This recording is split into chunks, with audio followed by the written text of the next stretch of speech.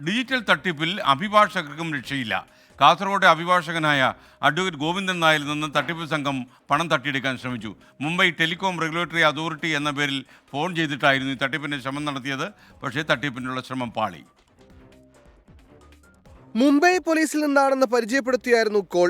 തുടർന്ന് പേരും അഡ്രസ്സും തിരിച്ചറിയൽ കാർഡ് നമ്പറും ചോദിച്ചു. ടെലികോം അതോറിറ്റി ഓഫ് ഇന്ത്യയിൽ നിന്ന് വിളിക്കുകയാണ്.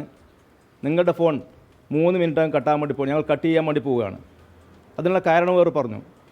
നിങ്ങൾ ഒരുപാട് ഇല്ലീഗൽ ആക്ടിവിറ്റീസിൽ ഇടപെടുന്ന ആളാണ്. നിങ്ങളുടെ പേരിൽ മുംബൈയിൽ 17 കേസുകൾ നിലനിൽക്കുകയാണ്. നിങ്ങളുടെ ഫോൺ നമ്പർ ഉപയോഗിച്ചാണ് മുഴുവൻ ആക്ടിവിറ്റീസും ചെയ്യുന്നത്. അതുകൊണ്ട് നിങ്ങളെ ഫോൺ കട്ട് ചെയ്യാൻ വേണ്ടി പോവാണ് എന്നൊക്കെ അവരെന്നോട് പറഞ്ഞു. മാധവൻ നായരുടെ തിരിച്ചറിയൽ രേഖ ഉപയോഗിച്ച് മുംബൈയിൽ നിരവധി സിം കാർഡുകൾ നിലവിലുണ്ടെന്നും ഇത് ഉപയോഗിച്ച് രാജ്യവിരുദ്ധ പ്രവർത്തനവും പണമിടപാടും നടക്കുന്നുണ്ടെന്നും ഭീഷണിപ്പെടുത്തി.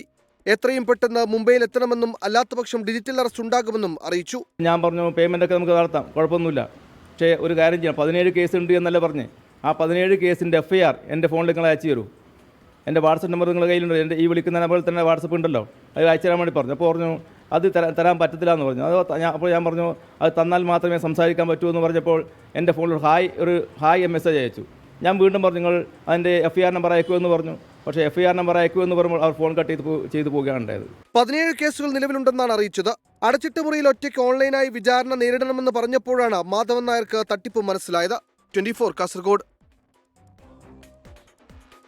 ആരെയും വെറുതെ വിടുന്ന ലക്ഷണമില്ല. ഇവർക്ക് ആരാണെന്നൊന്നും അറിയാതെ തന്നെയാണ് ഇവർ ഫോൺ ചെയ്യുന്നത്.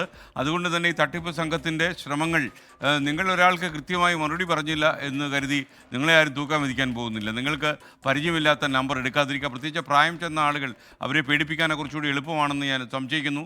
കേരളത്തിലേക്കുള്ള പല ഈ തട്ടിപ്പ് വിളികളും വന്നിരിക്കുന്നത് കുറച്ച് പ്രായമുള്ള 50കളിലൊക്കെ എത്തി നിൽക്കുന്ന ആളുകൾക്കാണ്. അതുകൊണ്ട് തന്നെ പരിചയമില്ലാത്ത ഒരു നമ്പറും നിങ്ങൾ എടുക്കണ്ട. കാര്യം ഈ തട്ടിപ്പുകാരെ നമ്മൾ വീട്ടിൻ്റെ അകത്തേക്ക് കയറ്റണ്ടല്ലോ.